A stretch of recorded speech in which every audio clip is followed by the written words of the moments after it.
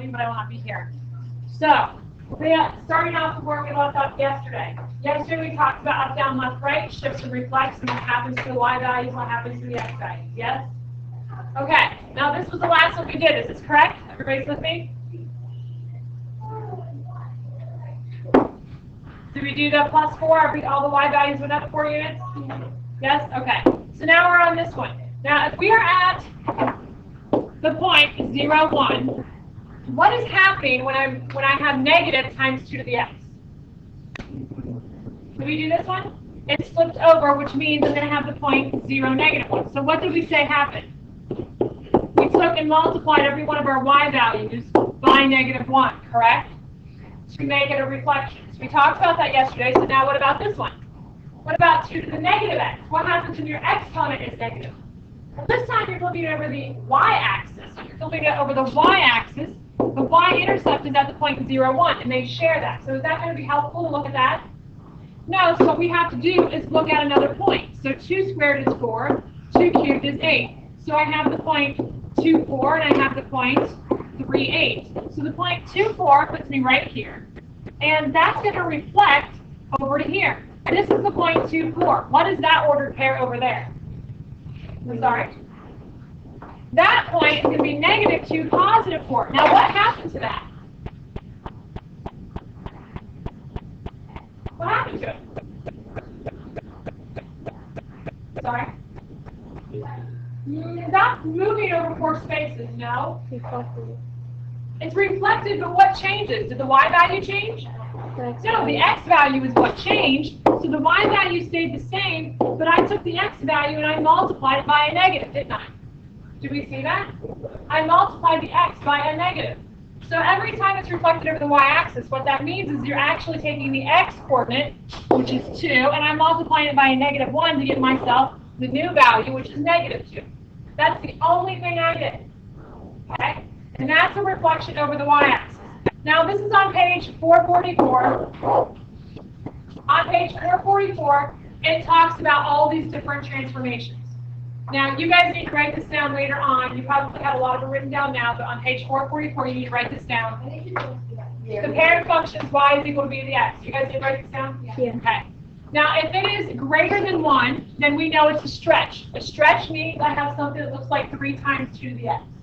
Meaning we take every y value multiplied by 3. If I have a compression, that means I multiply by a value between 0 and 1, being a fraction. That means it's a compression, and I'm dividing each one of the y values by something. Do we see that? If I have a reflection, that means I'm multiplying by a negative value. Well, let's think about that. That is not a reflection. Neither one of those, but this one is. At negative 1 times 2 to the x. And translations means it's up, down, left, right. And then our final equation with all the transformations looks like this right here. Why is this important? Because I'm going to give you a new base. And that new base is going to be the number e. E is just like pi. Pi is 3.14, correct? I want everybody to hit on their calculator, e to the first. So I want everybody to go get a new document. And that new document is going to be a calculator page. So on the calculator page, I want you to hit in the 1 row, in the column in the row that has the number 1. The first key is E. If you hit the E, it automatically gives you an exponent. If you put a 1 in there, what is the decimal equivalent to that? 2.718. This is an irrational number, just like pi. And what happens is whenever you compound things,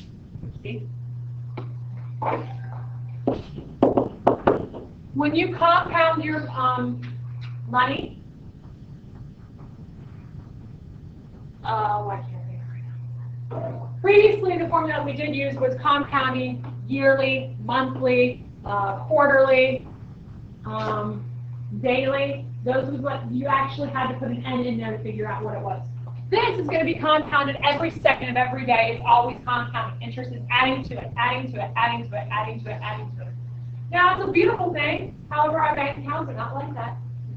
They don't want to give us compounding. You know when they want to do compound interest? If it's not when we're saving money, when would they do it? When you're borrowing money. That's when the compound interest starts. Like a loan, a school loan is compound interest. Okay? So So things like that you need to watch out for. This is what the graph looks like. It's no different than having y equals 2 to the x, except for e is equal to the number 2.718. Do we all understand that? Same exact thing, but every time you see the number e, you need to think that it is a number. Okay?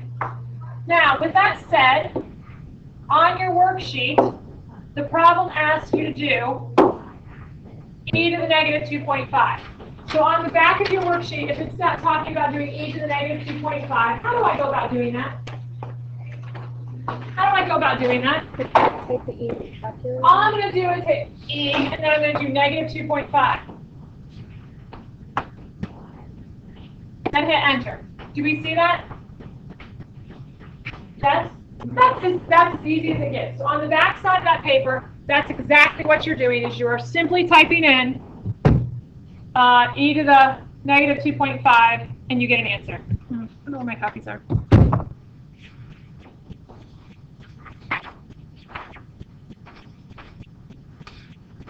Okay, now, going on to the next batch. Let's talk about the graphs. Now, yesterday I told you guys to graph everything, did I not? Yeah. So if I graph y equals 2 to the x, how do I graph something that looks like y to the 2x? What did the x, y do? You're going to make an xy table. So if you're going to make an xy table, I'm going to plug in values. Negative 2, negative 1, 0, 1, and 2. Thank you very much. Okay? And you're going to start plugging in values. If I have 2 to the negative 2, that's the same thing as 1 over 2 squared. Why? Because we can't have negative exponents, and so in order to get rid of a negative exponent, you have to put it where it is negative, in the bottom. Yes? So with that said, what's 2 squared? That's going to be 1/4. 2 to the negative 1, I put it in the bottom, it becomes 1 over 2 to the first, which gives me 1/2. 2 to the 0 power, what's anything to the 0 power? 1. And then 2 to the first is 2, and then 2 squared is 4. So now what you have are these lovely little ordered pairs. Negative 2, 1/4. Negative 1, 1/2. 0, 1, 1, 2, and 2, 4. So if you graph this, that is going to be your function there. Can we see that? Now I'm trying to locate my copies, and for some odd reason, I don't know, where to be seen. okay, so now that was problem number 1. Now if we compare this to problem number 7, Go over how you graph that again, because I don't understand how to graph it. you understand how to graph? Like, that's more than that. Graph what you know how to do. 0, 1 is right here, right? What did you get there? 0, 1. Just ignore the middle. I graph the x, I graph the y. Ignore the middle column. I know what number is going to graph, but I don't know what to put on that. 0, and then you go up 1. I know that. I mean, the decimals or fractions. I don't know. Okay, but that's what I'm saying. Start out with what you do know. So I know how to graph 1, 2, and I know how to graph 2, 4. Now, by definition of an exponential function, it always looks like that, meaning it is going to grow, right? That means you're going to have a lovely little y-intercept, or not a y-intercept, an asymptote, meaning it never crosses it, at 0. So these values are going to continue to get smaller and smaller and smaller and smaller and smaller until they look like they're touching the x-axis. They're never going to cross it, they're never going to touch it. So what you have to do is you have to eyeball that. So at negative 1, it's going to be 1/2. Well, at negative 1, I'm going to go right in the middle of that. Is it going to be perfect? No. But you can round about it. You can guess that you're not going up a whole unit, you're going to go up a half a unit. Okay, and then at negative 2, you're going to go in the middle between that one and the other point. So there's your point. Okay, it's not going to be accurate. It's going to be very difficult to do. The point is that your eye cannot ever graph that 100% of the way correct unless you change the scale. And you can, but there's no point in doing that because it's going to get so close to the x-axis, it's going to lay on it anyway. Does that make sense? So you don't have to show me any more work than that. So that is going to be the lovely little graph of 2 to the x. Now I want to talk about number 7. Number 7 is y is equal to 2 to the x plus 1. Is that correct? Now what's happening to y equals 2 to the x plus 1? Is it going down one? Is it going down one? Probably not. I'm probably going left. It's going the opposite of what you think. It's plus 1. So since you think it's plus 1, you're actually going to go to the left 1 unit. So what you're going to do is you're going to take every one of those points and you're going to move it to the left 1 unit.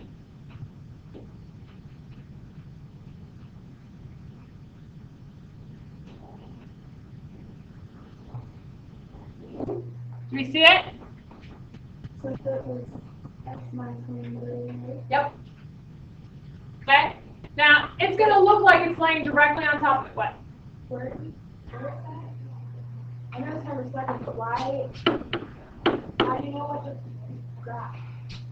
It's the same exact function as y equals 2 to the x. Same exact function.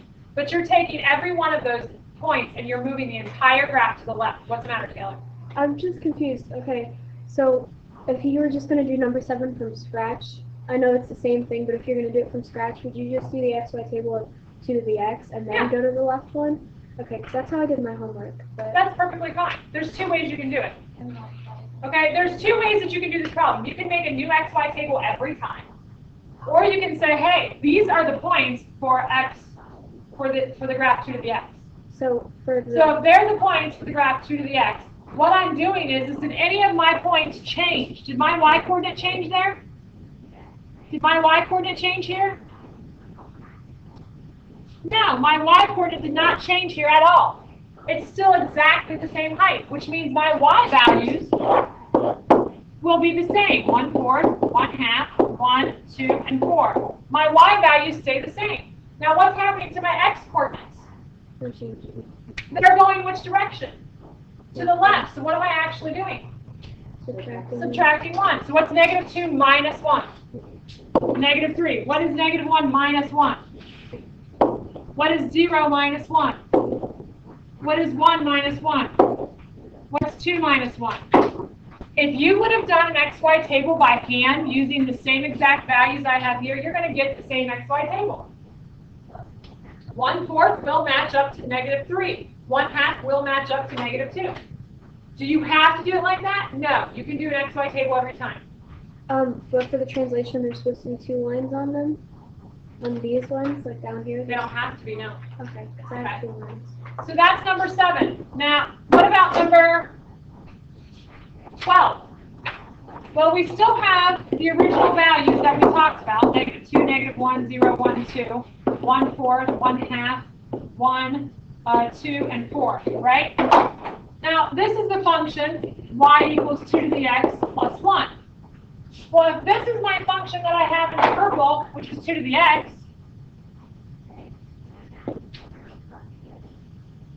do we see it? What's going to be the function 2 to the x plus 1? What am I doing to the whole graph?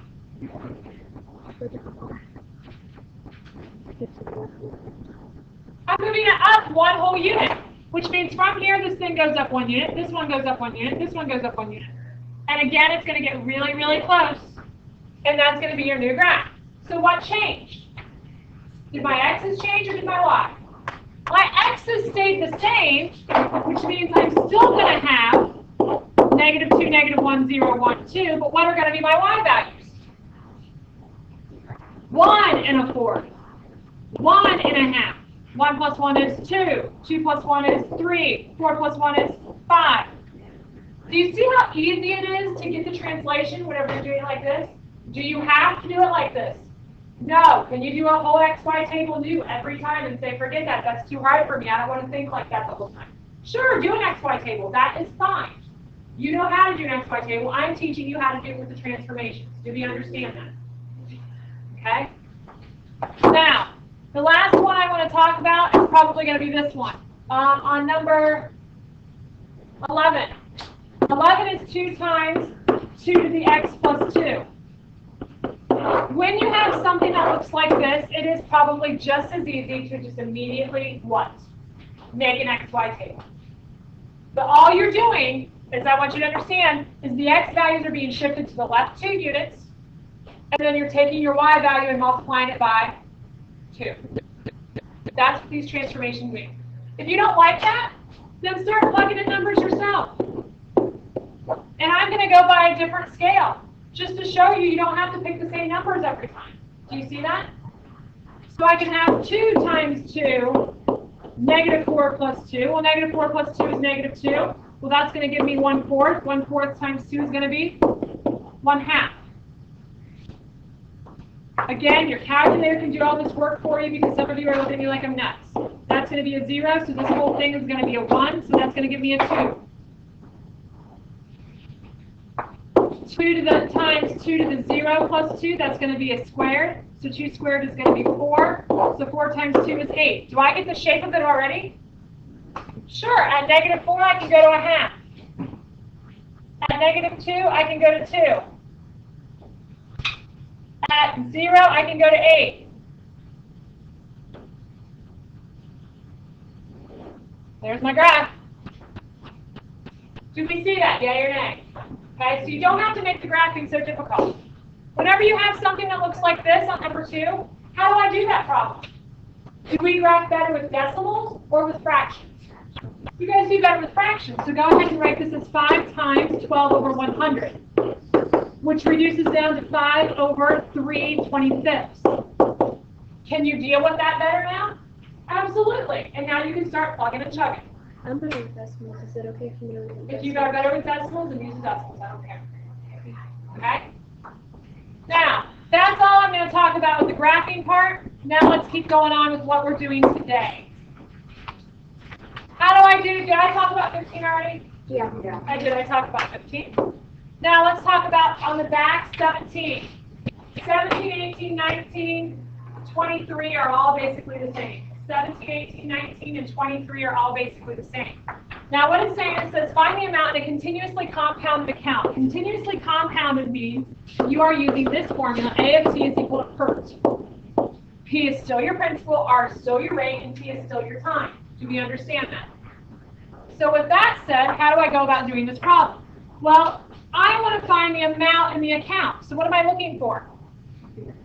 I'm looking for A of t. So A of t is going to be equal to, what's P in this case?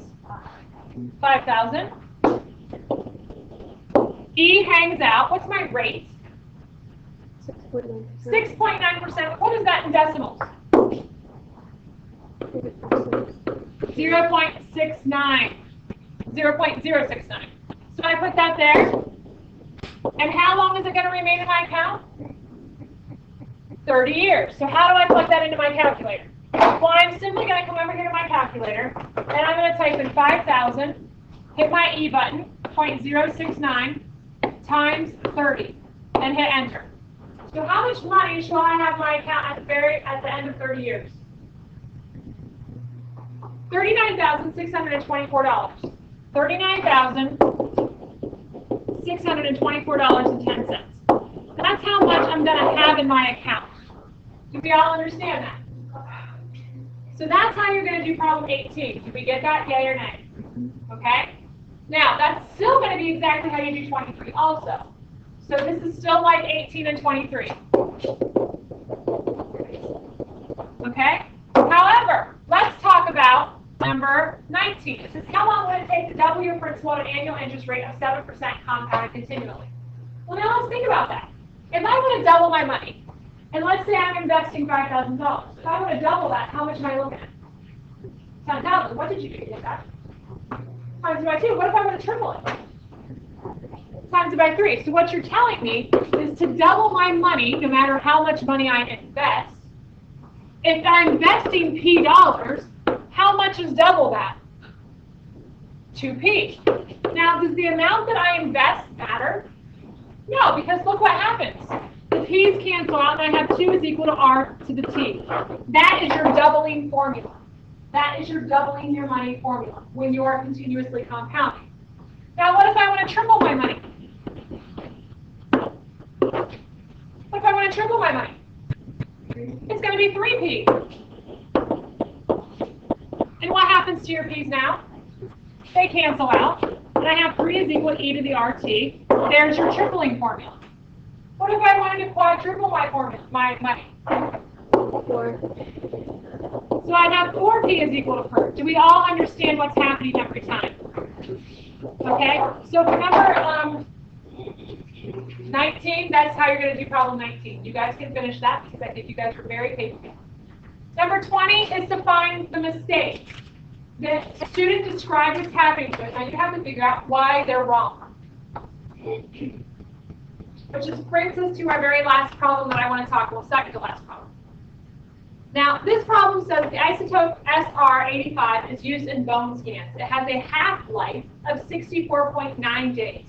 Write the exponential decay function for an 8 milligram sample. Find the amount remaining after 100 days.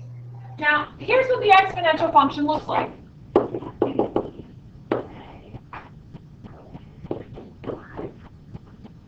A, B to the ET. That's what your function is going to look like. Now, A is going to be your initial amount.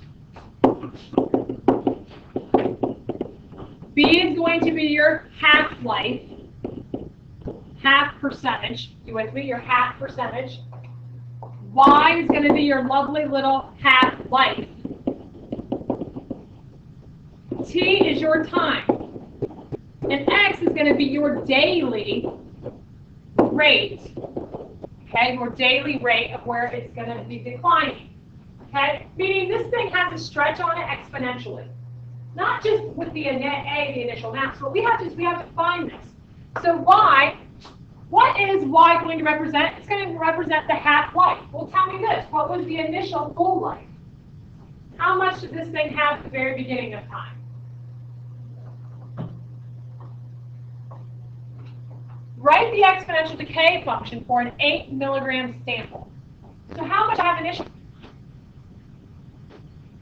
I just read it. 8 milligrams. So A is going to be equal to my 8. So what's half of that? 4. So that's what my half-life is. Now you tell me.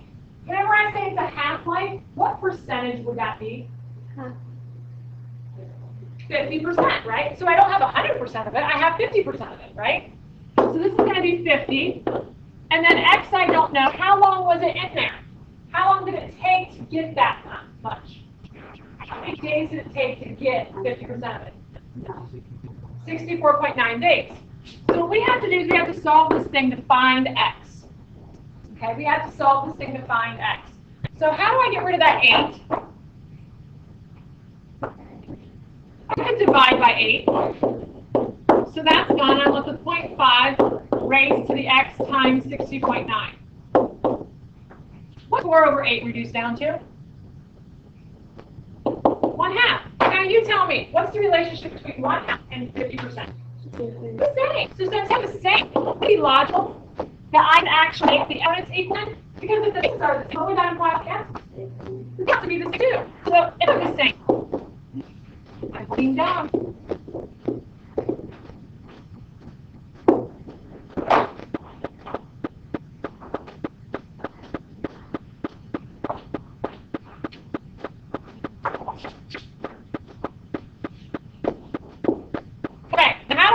The X that just went away.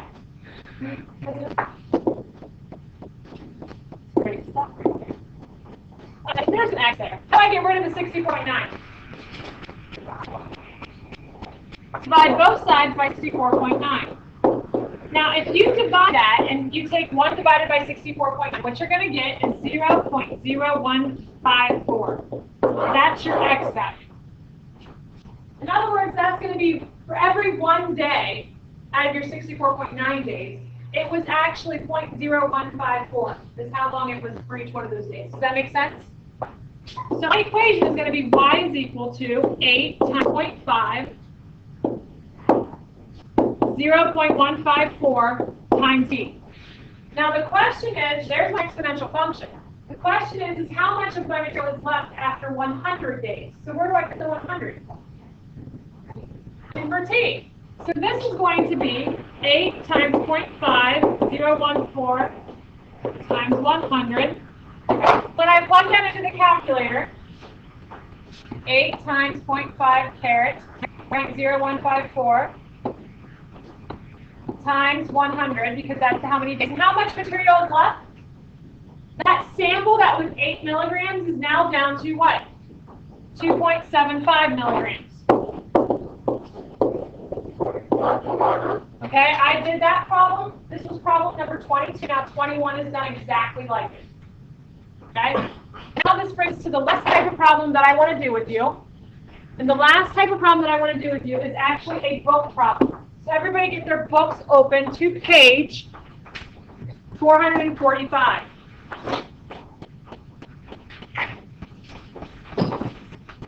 On page 445, it says the best temperature to brew coffee is between 195 degrees Fahrenheit and 205 degrees Fahrenheit.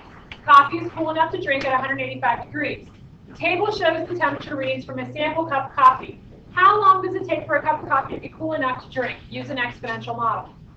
Okay, now in here, it actually says that room temperature is where? Did I already read that in there?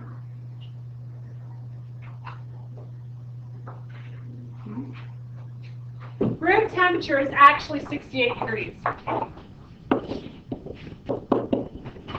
And if you read in the textbook, you're going to see that room temperature is 68 degrees. And that's important to know because the reason why we want to know 68 degrees is because what is my normal asymptote? With any exponential function, what is it going to look like it lays directly on but never touches it? The x-axis. The x-axis, which is at y equals 0. Well, y equals 0 would be way below. What's 0 degrees Fahrenheit? That's like really, really cool. What's freezing? 32 degrees is freezing level, right? So 0 degrees is really cold, right? So this is room temperature. So what we have to do is actually make our asymptote be y equals 68 degrees. Okay? So our asymptote is going to change. So what we're doing is we're putting this graph and we're moving the whole graph up. Do we understand that? Okay? So what we're going to do is we're going to enter in this information. So everybody has their books open. So what we're going to do is we're going to add a new problem. So I'm going to do job, insert a new problem so that I have a whole new problem and there's nothing on it. And what we're going to do is we're going to do lists and spreadsheets. Remember back in the day when we did regression? When we did regression, what we had to do is actually label A, B, and column A and column B. Well, column A is going to be our x values, which is going to be our time. So I'm going to let that be t and hit enter. And then I'm going to enter in my time for my minutes that it takes to cool my cake. Well, my time is going to go by increments of 5, and we're going to go from 0 to 30. So 0, 5, 10, 15, 20, 25, 30. Okay, so now I'm going to control 7 so I can get back up to the top. For those of you who are not participating with me, you need to be. Uber, get a calculator. Do it. B, column B is going to be what? Where are you at? On page 445. I'm not well. Go move by somebody who does have a book so that you can see that information.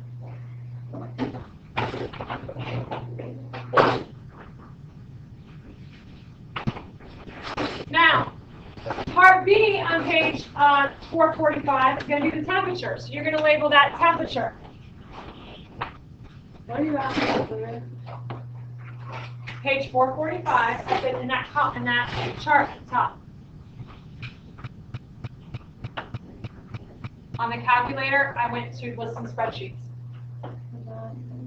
You want to have a new one? Yes, lists and spreadsheets. No. Did you say it?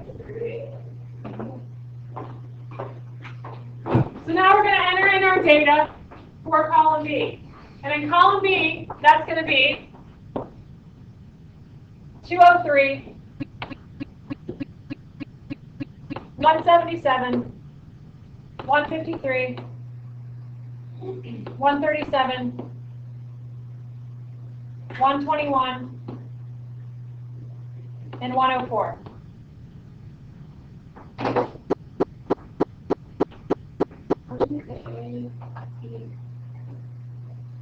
Huh?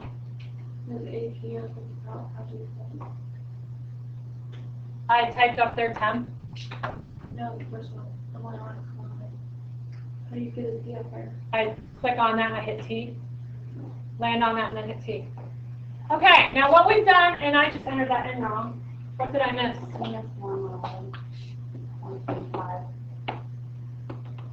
Thank you. Okay, so there's our information.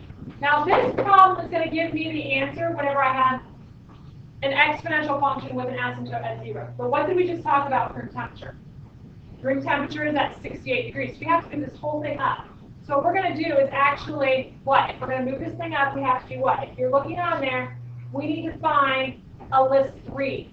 A list 3 is going to be the graphic times our exponential constant. The asymptote is at y equals 0. Are you reading step 2? Since room temperature is about 68 degrees Fahrenheit, subtract 68 from each temperature value. Calculate the third list by letting list 3 equal list 2 minus 68. So what we're going to do is we're going to come over here and do our lovely little list 3. So we're going to label this to be, let's say, room. Let's put RM. So we know that's room temperature. And hit enter. Now we should be able to do an equal sign here and say that that's equal to our temp minus 68 and hit enter. So that's going to be our temp minus 68. And what it does is it does all of our calculations for us, doesn't it? Okay? So now what we're going to do, now that we have our data in there, okay? Now we're going to add a new page. So hit Control Doc, and we're going to add a new page, and we're going to do a calculator page. Control Doc to get a calculator page. And now we're going to do a regression model. What's the matter? Policy.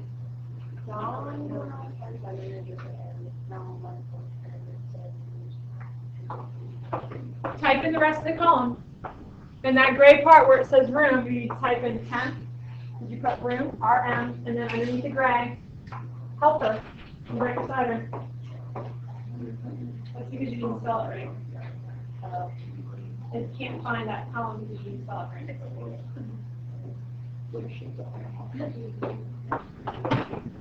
Okay, so now I'm going to go over here, and I'm going to go ahead and I'm going to actually do my exponential model. So I'm going to hit Menu, and what do you think I want to be in? Which one of those? I need to do regression, which means I'm doing data. Where would data be at? Statistics, very good. So I want statistics, and then what do you think I want to do next? Menu, statistics, and then stat calculations. And then what we're looking for is an exponential regression. Exponential is down here on A. Now, my X list, I'm going to use my time, which is T. Now, what am I going to use for my Y list? Do I want my temperature or do I want my room temperature? No, you want room. I want my room temperature. And then this thing is going to save it in F1. So for my X list, I want T. For my Y list, I want room temperature. And for my saving it in F1, and hit OK. This is going to be my equation. Okay? This is what I have. Do we all see that, yay or nay? Okay? Now, if I add a new page, which is Control Doc, I'm going to add a graphs page. Do you see that? I'm going to add a graphs page. Notice it puts me to F2 right away. What do I actually want to see? F1. F1, so arrow up and hit enter. Now it's graphed it, but wait a minute, I can't see it, can I? But I want to see the data, don't I? So what I'm going to do is I'm going to hit Menu and do Graph Type. And what do you think I want to see? Do I want to see a function or do I want to see a scatter plot? The function I want to see, but what do I really want to see right now? My data points, right? My scatter plot. So I'm going to do scatter plot. And in X, I'm going to do, thank you, T. And here I'm going to do room. And hit enter. And then I'm going to do menu, window zoom, and data. And now I can see my function. Do we all see that? Now, what did I do to this thing? If I subtracted stuff off of it, my actual equation is going to be this plus 68. And it's not right. Now, tomorrow I won't be here, which means you guys are going to have to use number 13 on tonight's homework. We're actually going to be using the calculator. So tomorrow, try to use the calculators, and if you cannot, then we'll do that on Monday before you take your quiz. Just a minute, please. We will have a Math Excel. I will leave a list of people who have not done the ALEKS assessment, and you guys can make sure you do that tomorrow in class. Have a great one.